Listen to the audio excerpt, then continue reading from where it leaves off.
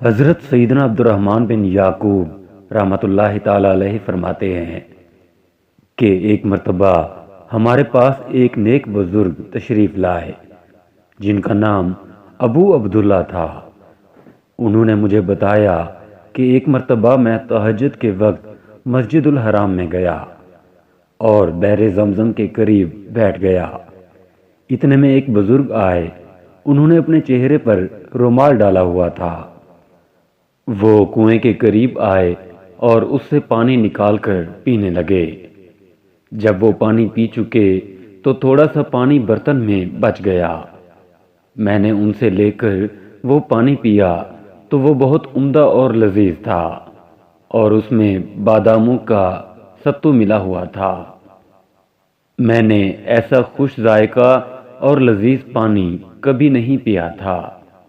جب میں نے اس بزرگ کی طرف دیکھا تو وہ وہاں موجود نہ تھے۔ دوسری رات پھر تہجد کے وقت میں بحر زمزم کے پاس بیٹھ گیا۔ وہی بزرگ پھر کنویں کے پاس آئے، پانی نکالا اور پینے لگے۔ کچھ پانی بچ گیا۔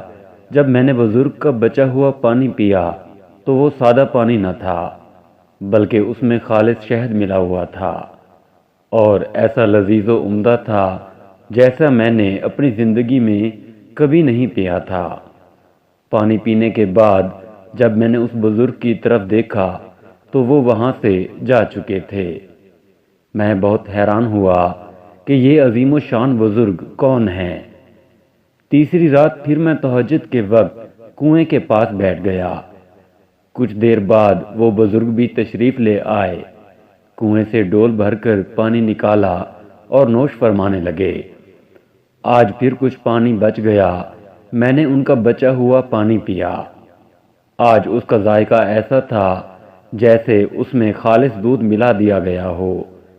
ایسا عمدہ و لذیذ پانی میں نے کبھی نہ پیا تھا۔ پانی پینے کے فوراً بعد میں نے اس بزرگ کا دامن تھام لیا اور عرض گزار ہوا، اے عظیم بزرگ، آپ کو اسی ذات کریم کا واسطہ جس نے آپ کو یہ کرامت عطا کی ہے، مجھے بتائیں کہ آپ کون ہیں اور آپ کا نام کیا ہے؟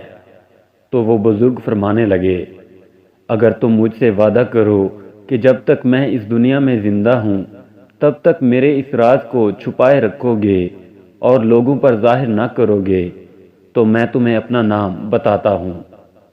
کیا تم مجھ سے وعدہ کرتے ہو؟ میں نے کہا جی ہاں۔ وہ بزرگ فرمانے لگے، میں سفیان بن سعید ثوری ہوں۔ اللہ عز و جل کی ان پر رحمت ہو اور ان کے صدقے ہماری مغفرت ہو، آمین، بجاہ نبی الامین صلی اللہ تعالی علیہ وآلہ وسلم۔